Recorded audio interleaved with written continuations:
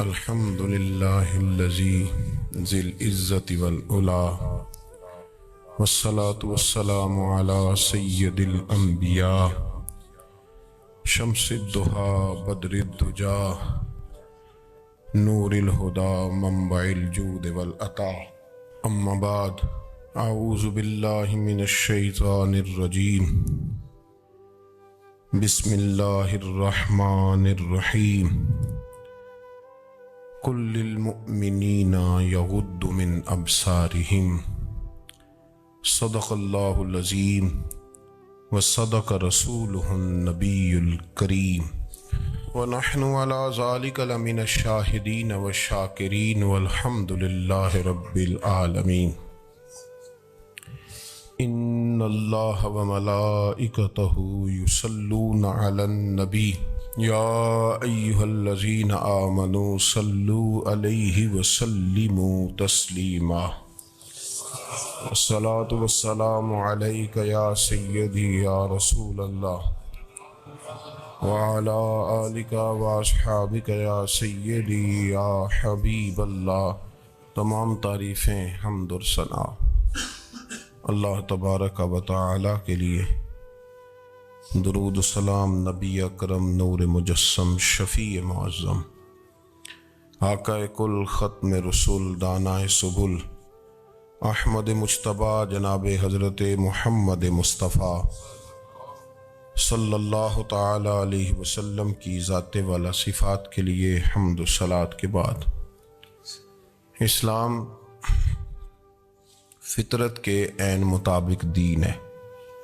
نبی پاک صلی اللہ تعالی علیہ وسلم نے فرمایا ہے کہ میں اخلاق عالیہ کی تکمیل کرنے کے لیے دنیا میں آیا۔ جتنے اخلاق ہو سکتے تھے، جتنی خوبصورتیاں ہو سکتی تھیں، جتنی اللہ کو محبوب تھیں، وہ ساری میرے نبی کریم نے بیان فرمائی، ساری رسول کریم صلی اللہ تعالی علیہ وسلم نے بیان کر دی ہیں، جتنی خوبصورتیاں ہو سکتی تھیں۔ کچھ لوگ ایسے ہوتے ہیں جو بیچارے بائی نیچر ہی کچھ پریشانیوں کا شکار ہوتے ہیں، اور قرآن مجید نے جو ارشاد فرمایا نا کہ کچھ لوگ نفس کی خواہش کو اپنا خدا بنا لیتے ہیں، تو وہ بلا وجہ بھی بہت ساری باتیں کرتے ہیں جن کا کوئی وجود نہیں ہوتا۔ عورت کو حقوق دلانے کے لیے بہت سارے لوگ بہت ساری غلط باتیں کرتے ہیں۔ جو لوگ یہاں سے کسی کو لے جاتے تھے نا دبئی، دھوکہ دے کے اور لے جاتے تھے یورپ میں، عرب ممالک میں دھوکہ دے کے لے جاتے تھے، تو وہ بھی کوئی خواب ہی تو دکھاتے تھے کہ اتنے لاکھ تنخواہ ہوگی، اتنا کچھ ہوگا۔ وہاں جا کے پتہ چلتا تھا کہ جیب سے بھی دینے پڑیں گے کچھ۔ بہت سارے لوگ ایسے ہوتے ہیں، وہ سارے خوبصورتی کے نام پر ہی دھوکہ دیتے ہیں۔ آپ کو پتہ ہے کہ جو آدمی کسی کو لالچ دیتا ہے تو کسی کو لوٹنے کے لیے اسے لالچ دینا بڑا ضروری ہوتا ہے۔ لوگ پہلے لالچ دیتے ہیں پھر لوٹتے ہیں، پہلے مکمل لالچ دیتے ہیں، یہ چیز مل جائے گی، یہ چیز مل جائے گی۔ لوگ مکمل لالچ دیتے ہیں، اس کے بعد پھر لوٹتے ہیں۔ اور اگر لالچ نہ دیں تو کوئی آدمی قابو آئے گا؟ لوگ لوٹتے ہیں لالچ دے کر۔ اچھا، اب وہ جو جس کو لالچ دیا جا رہا ہوتا ہے وہ کہہ رہا ہوتا ہے کہ نہیں نہیں تمہیں نہیں پتا، وہ اس وقت ماننے کو تیار نہیں ہوتا۔ وہ کہتا ہے اتنی خوبصورت باتیں کر رہا ہے، اتنی اچھے پیغام دے رہا ہے، تم میرے دشمن ہو، تم مجھے منع کر رہے ہو۔ ہوش تب آتی ہے کہ جب سب کچھ لٹ جاتا ہے۔ عورت کو ویسے بھی قابو کرنا بڑا آسان ہوتا ہے۔ اعلیٰ حضرت بریلوی رحمۃ اللہ علیہ فرماتے ہیں بیٹیاں نازک شیشیاں ہوتی ہیں، ان کو تو ذرا سی چوٹ لگے تو ٹوٹ جاتی۔ دیکھیں کتنا بڑا جملہ کہا بریلی کے امام، نازک شیشیاں، ذرا کوئی آدمی گمراہ کرتا ہے، ذرا خراب کرتا ہے۔ اب دیکھیں نا، یہ جو بچیوں کو بچے مس گائیڈ کرتے ہیں، انہیں بڑے بڑے خواب دکھاتے ہیں، وہ بیچاری ماں باپ کو چھوڑ کے بہن بھائی کو چھوڑ کے اس کے ساتھ شادی کرتی ہے، پھر جو اس کا بعد میں حشر ہوتا ہے، آپ ادلیاں نو سردار پہن تکے تے شرما والیاں نو جھوٹے ڈولیاں دے، پھر وہ بیچاری ماں باپ رکھتے نہیں، وہ ظلم کرتا ہے، تو کتنی بڑی تکلیف میں وہ بچی آ جاتی، نازک شیشی ہوتی ہے نا تو ٹوٹ جاتی۔ یہی حال اب جدید خواتین اور یہ جو کچھ اینکر پرسن ہیں، یہ اصل میں نا یہ آپ کو سیاست سکھاتے ہیں، لیکن یہ مادر پیدر آزاد لوگ ہیں، بالکل آزاد۔ یہ تو علماء شور نہ کریں، بات نہ کریں، گفتگو نہ کریں، مشائخ بات نہ کریں، اور یہ جو کچھ سنجیدہ اور دینی طبقہ ہے یہ کچھ شور نہ کرے، یہ تو روڈوں پہ ننگے ہو کے آ جائیں معاذ اللہ۔ خوفناک نظریہ رکھتے ہیں یہ لوگ، عورت کو کہتے ہیں تیرے حقوق ہم تجھے لے کے دیں گے، مثلاً وہ کون سا حق ہے جو تم نے لے کے دینا ہے؟ میرے نبی کریم صلی اللہ علیہ وسلم اس کو بیٹی بھی بنایا ہے، اس کو بہن بھی بنایا ہے، اس کو ماں بھی بنایا ہے، اسے بیوی کا عالی شان رتبہ بھی عطا فرمایا ہے، اور چونکہ بیٹی کا بھی حق بڑا بیان کیا جاتا ہے، بہن کا بھی، ماں کا بھی، اور بیوی کے معاملے میں لوگ سمجھتے ہیں کہ زیادہ بات نہیں کرنی چاہیے، شاید مسئلہ خراب ہو جائے، حالانکہ نبی پاک صلی اللہ تعالی علیہ وسلم نے بیوی کے بارے میں پتہ کیا فرمایا؟ فرمایا جب تم نکاح کر لیتے ہو تو اپنا ایمان محفوظ کر لیتے ہو۔ اب میں اس کی شرح نہیں کرتا، اب خود کر لیجئے گا کہ وہ ایک ایسی شخصیت ہوتی ہے کہ جس کی موجودگی میں آپ کا ایمان محفوظ ہے۔ اب میں نہیں سمجھتا کہ اس سے بڑی بات کوئی اور ہو سکتی ہے، جس کی موجودگی میں آپ کا ایمان، اور بھئی یہ حدیث پاک عرض کر رہا ہوں، نکاح جب کوئی کر لے تو اس نے اپنا ایمان مکمل کر لیا، اس کا معنی یہ ہوا کہ آپ کا ایمان محفوظ ہے اس کی موجودگی میں، تو اس سے زیادہ بھی، یعنی ایمان سب سے قیمتی چیز ہے نا، تو اس کے محفوظ ہونے کی وجہ حضور نے نکاح بیان کر دی۔ اب میرا خیال ہے بی بی اگر کوئی اس سے بڑا حقوق مانگے گی تو بیوقوفی کرے گی، اتنا بڑا درجہ نبی کریم نے اسے عطا کر دیا، اتنا بڑا مقام دے دیا کہ تو خامند کے ایمان کے محفوظ ہونے کا ذریعہ بن گئی ہے۔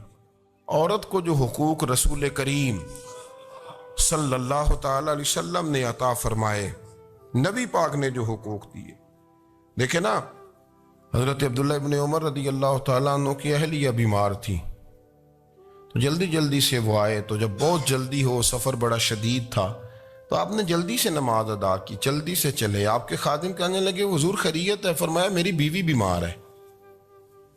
تو اس نے عرض کی حضور آپ کی اہلیہ بیمار ہے، تو آپ نے نماز بھی جلدی سے پڑھی، سفر بھی جلدی جلدی کیا، تو فرمانے لگے یہ وہ چیزیں ہیں جو ہمیں مدینے والے رسول نے سکھائی۔ آپ اس کیفیات کو سمجھیں کہ حضور صلی اللہ علیہ وسلم نے درس دیا۔ اور پھر ایک اور بہت بڑی بات، یہ فضیلت کسی اور کو نہیں دی، جو عورت کو حضور نے فضیلت دی، یہ فضیلت کسی اور کو نہیں دی۔ کبھی حضور نے فرمایا کہ تمہارا ابا تمہارے ساتھ بہت سخت رویہ کرے تو تم نے اس کو اس سختی پر داد دینی ہے؟ فرمایا چلو اگر وہ زیادتی بھی کرے تو تم نے اس کے ساتھ سلوک اچھا ہی کرنا ہے۔ لیکن آپ ایک بات کو سمجھے نا کہ بچے کے بارے میں، بیٹے کے بارے میں، بیٹی کے بارے میں فرمایا 10 سال کے ہو کے نماز نہ پڑھیں تو سختی کرو، تمہارا ڈنڈا بھی لٹکنا چاہیے۔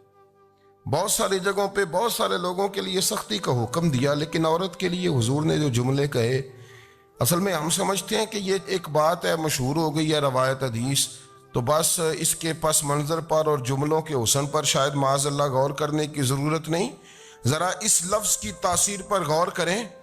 حضور نے فرمایا عورت ٹیڑھی پسلی سے پیدا کی گئی ہے، یہ ٹیڑھی ہے، کو سیدھا کرنے کی کوشش کرو گے تو ٹوٹ جائے گی، تو حضور پھر ہمارے لیے حکم کیا ہے؟ فرمایا جیسی ہے تم اسی کے ساتھ نبھا کرو۔ آپ سمجھیں کہ اتنا محفوظ حضور نے درجہ دے دیا بی بی کو، اتنا محفوظ کہ فرمایا غلطی بھی ہو تو میرے غلاموں تم اس کے ساتھ نبھا کرو، گزارا کر لو۔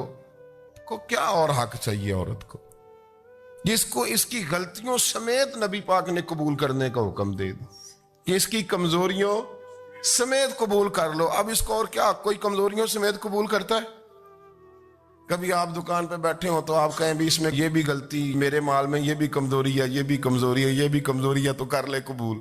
کرتا ہے کوئی شخص ایسا ہو جو کسی چیز کی کمزوریاں بیان کر کے کہ اسے قبول کرو، پر رسول کریم صلی اللہ تعالی علیہ وسلم نے نا ہمیں سبق دیا، حضور نے ہمیں درس دیا، نبی پاک نے ہمیں پیغام دیا، فرمایا یہ ٹیڑھی ہے، سیدھی کرنے کی کوشش کرو گے تو بیچاری ٹوٹ جائے گی، تو اس کے ساتھ نبھا کر جاؤ۔ آپ میری بات کو سمجھیے گا۔ چلیں میں اس پر ایک اور بخاری مسلم کی حدیث پڑھتا ہوں۔ حضرت سلمان فارسی رضی اللہ تعالیٰ عنہ اور حضرت ابو درداء کے درمیان بھائی چارہ تھا۔ مکے سے مدینے جب لوگ آئے تو حضور نے بھائی بھائی بنایا تھا، ان کے درمیان بھائی چارہ تھا، تو ابھی پردے کی آیات نازل نہیں ہوئی تھیں، تو لوگ ایک دوسرے کی طرف جاتے تھے۔ حضرت سلمان فارسی رضی اللہ تعالیٰ عنہ حضرت ابو درداء رضی اللہ تعالیٰ عنہ کے گھر میں تشریف لے گئے تو دیکھا کہ ان کی بیوی بڑی غمگین بیٹھی ہیں۔ تو ہم نے فرمایا بہن کیا ہوا؟ تو کہنے لگی تمہارے بھائی کو دلچسپی کوئی نہیں رہی، ہر روز روزہ رکھ لیتا ہے اور ساری رات نفل پڑھتا ہے۔ حضرت سلمان فارسی کہنے لگے ٹھیک ہے کر لیتے ہیں بندوبست۔ نماز دین ہے کہ نہیں؟ دین ہے نا یہ چیزیں۔ لیکن حضرت سلمان فارسی جناب ابو درداء سے کہنے لگے آج میں نے تیرے گھر میں رہنا رات کو، کیونکہ وہ تو ساری رات نماز پڑھتے تھے، نفل پڑھتے تھے۔ انہوں نے کہا ٹھیک ہے، ایک بستر لا کے بچھا دیا حضرت سلمان فارسی کے لیے۔ سلمان فارسی فرمانے لگے دوسرا بھی لا۔ کہا وہ کیا کرنا ہے؟ فرمانے لگے تو نے بھی سونا ہے، میں نے بھی سونا ہے، تو نے بھی سونا ہے، عشاء پڑھیں گے اور پھر دونوں سوئیں گے۔ کہا میں نے تو نماز پڑھنی ہے۔ فرمایا تہجد کے وقت اٹھ کے پڑھیں گے، اللہ کے رسول بھی رات آخری حصے میں جا کے نماز پڑھتے ہیں۔ ادھر ساتھ سلا لیا، وہ تھوڑی کو دیر سوئے، اب عادت تھی ساری رات اٹھنے کی، ذرا اٹھنے لگے بستر سے تو حضرت سلمان فارسی فرمایا چپ کر کے سو جا، وہ بڑی رات پڑی ہوئی، چپ کر کے سو جا۔ وہ لیٹ گئے، پھر اٹھنے لگے تو فرمایا سو جا چپ کر کے، بڑا ٹائم ہے۔ سحری کے وقت اٹھے، نفل پڑھے، ان کا ارادہ تھا روزہ رکھنے کا، تو فرمانے لگے کل رکھا تھا نا نفلی روزہ؟ جی رکھا تھا۔ پرسوں بھی رکھا تھا، ترسوں بھی رکھا تھا۔ فرمایا آج نہیں رکھنا، آج میں تیرا مہمان ہوں، سارا دن کٹھے مل کے روٹیاں کھائیں گے، آج نہیں روزہ رکھنا۔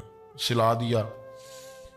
اب حضرت ابو درداء رضی اللہ تعالیٰ عنہ کہہ تو کچھ نہ سکے، پر کہنے لگے سلمان تم پتہ تم کیا کر رہے ہو؟ نہ تم نے مجھے رات اٹھ کے زیادہ نفل پڑھنے دیے، سویرے روزہ نہیں رکھنے دیا۔ تو حضرت سلمان فارسی کہنے لگے کوئی لمبی بات تو نہیں نا، چلتے ہیں نا ابھی فجر میں مسجد نبی میں، تو نبی پاک کو بتاتے ہیں۔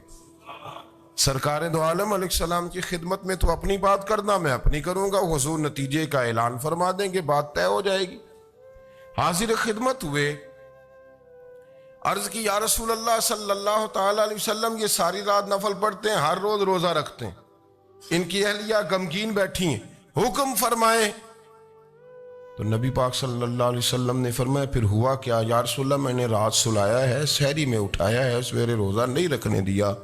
نبی پاک نے فرمایا سلمان فارسی نے ٹھیک کیا، سلمان فارسی نے ٹھیک کیا۔ پھر حضور نے فرمایا، نبی کریم نے فرمایا ابو درداء تیرے اوپر اگر اللہ کا حق ہے، اس کے رسول کا حق ہے، دین کا حق ہے، تو فرمایا تیری آنکھ کا بھی تیرے اوپر حق ہے، تیرے وجود کا بھی تیرے اوپر حق ہے۔ یہ حضور نے فرمایا تیرے بچوں کا بھی تیرے اوپر حق ہے، تیری بیوی کا بھی تیرے اوپر حق۔ اس حق کو بھی سمجھے، حقوق اللہ بھی ہیں، پر تیری آنکھ کا بھی تیرے اوپر کیا مانا کہ تیری آنکھ سونا چاہتی ہے تو اسے سلا بھی، تیرے وجود کا بھی تیرے اوپر حق، تو تیرا وجود آرام کرنا چاہتا ہے تو اسے آرام بھی کرا۔ اور پھر وہاں نبی پاک صلی اللہ علیہ وسلم نے فرمایا میں تم سب، سننا یہ لفظ حدیث کے، حضور نے اسی موقع پر فرمایا میں تم سب سے زیادہ اپنے رب کو جانتا ہوں اور میں تم سب سے بڑھ کر اپنے رب سے ڈرتا ہوں۔ حضور فرمانے لگے میں روزہ بھی رکھتا ہوں، افطار بھی کرتا ہوں، یعنی کبھی رکھتا ہوں اور کبھی نہیں رکھتا۔ فرمایا میں نفل بھی پڑھتا ہوں اور اپنی بیویوں کو وقت بھی دیتا ہوں۔ سرکار مسجد میں بھی آتے تھے، نواسوں کے ساتھ کھیلا بھی کرتے تھے۔